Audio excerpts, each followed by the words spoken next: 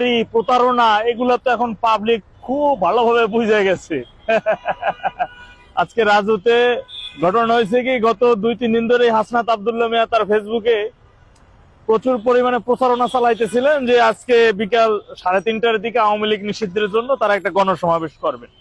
আর তার আগে কিন্তু 11 তারিখ তার সাথে মিলিটারি কি করছে ক্যান্টনমেন্টে ডাইকে নিয়ে, এটা আজকে 22 তারিখ তিনি প্রকাশ করলেন, ঠিক আছে।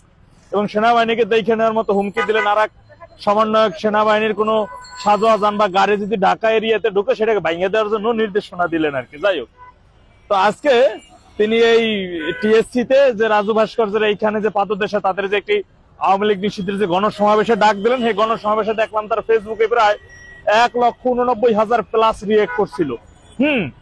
কিন্তু এখানে উপস্থিত হয়েছে মাত্র 189 জনের মতো, এর ভিতরে আমি একজন, আমি না হইলে আর কি সেটা 28 জন হইতো আর কি। যাই হোক, এখন বিষয় হলো যে সাধারণ মানুষ যে সেদিন যে কোটা বিরোধী যে আন্দোলন ছিল, সেই আন্দোলনটা যদি প্রথমে সরকার পতনের আন্দোলন হইতো তাহলে এই মানুষজন যে এদের কাছে সাড়া দিত না, এটা কিন্তু চিরন্তন সত্য। বৈষম্য বিরোধী আন্দোলনে আমি নিজেও একজন যুক্ত ছিলাম, যে বৈষম্য বিরোধী কোটা বিরোধী আন্দোলনের সাথে পর্যায়ক্রমে সেই আন্দোলনটা ধীরে ধীরে ধীরে ধীরে সরকার পতনের একটা আন্দোলন চলে আসে এবং সরকারের পতন ঘটে। কিন্তু এদের দাবির কোনো শেষ হয় না। সরকার পরে আসে এক দফা সরকার পতন, আওয়ামী লীগের পতন হয়, ঠিক আছে। এখন পতন হয়ে গেল সরকারের, এরপর তাদের দাবি আসলো কি আওয়ামী লীগ নিষিদ্ধের। এখন নিষিদ্ধ অনেক সমন্বয়ক আবার শুধু নিষিদ্ধ করলে আওয়ামী লীগ নিশ্চিহ্ন করে দিতে হবে, এখন নিশ্চিহ্নেরও দাবি আছে, ঠিক আছে। আর এই দাবির সাথে সাথে নিজেদের আখের যেটাকে বলা হয় কি বলে ওই যে সুপারিশ সুপারিশ বন্দর সচিবালয়, এরপর ডিসি নিয়োগ, এবার ওয়াসার নিয়োগ, হ্যাঁ, এরপর ঠিকাদারের কাজের নিয়োগ তো আছেই, ঠিকাদার কাজের সুপারিশ এগুলো তো আছেই। এই রমরমা ব্যবসার জন্য যখন সেনাবাহিনীর পক্ষ থেকে এদের বিরুদ্ধে একটা চাপ প্রয়োগ করা হলো যে দ্রুত সময়ের মধ্যে 7 মাস অনেক হয়েছে, এনাফ ইজ এনাফ, ঠিক আছে। যখন চাপ প্রয়োগ করলো যে এদের যে সমর্থন, সেই সমর্থন থাকবে না, কারণ এখন তো তারা সাধারণ মানুষ না, এখন তারা একটা রাজনৈতিক দলের নেতা হয়েছে, ঠিক আছে। তো ঠিক এই মুহূর্তে সাধারণ মানুষের মন এবং চিন্তা চেতনা ঘুরেই ফেলার জন্য মূলত তারা এখন আওয়ামী লীগ নিষিদ্ধের বিষয়টি সামনে নিয়ে আসে।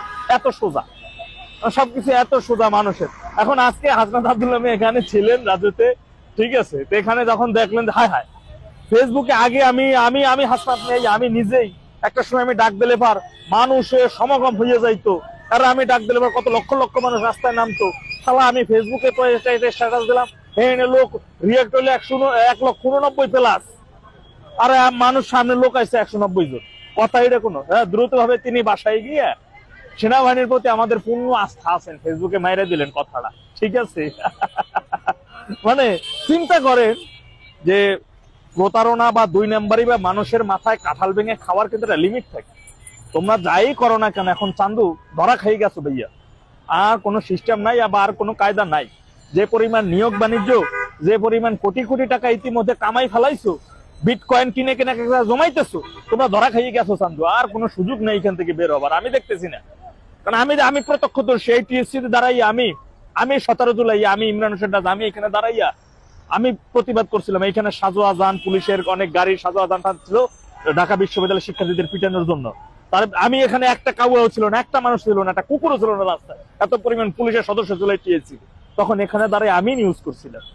সে আমি এখান থেকে কিন্তু বলতেছি যে পরবর্তী সময়ে এই সরকারের প্রতি যে আস্থা মানুষের একটা ছিল প্রথম পর্যায়ে, দীর্ঘ 15 বছর শাসনামলে আওয়ামী লীগ সরকার চলে যাওয়া এবং এই সরকারের প্রতি একটা সমর্থন ছিল সাধারণ মানুষের, সেই সমর্থন যে একেবারে মানে গুড়ে ভাতে পানি ডাল মিশিয়ে একেবারে সব ফেরা ফেরা বানাই ফেলাইছে, এটা প্রমাণিত হয়ে গেছে ইতিমধ্যে এটা প্রমাণিত হয়ে গেছে। কারণ এই সরকার প্রধান আপনাকে লেঙ্গুর টাইনে ধরতে পারে নাই, তো সম্ভব না। তো কারণ আপনারা ওই যে কি বলে ওই আপনারা সুযোগ সুবিধার জন্য সরকার আইসেই তো একটা কিংস পার্টি বানাই দিয়েছে আপনাকে।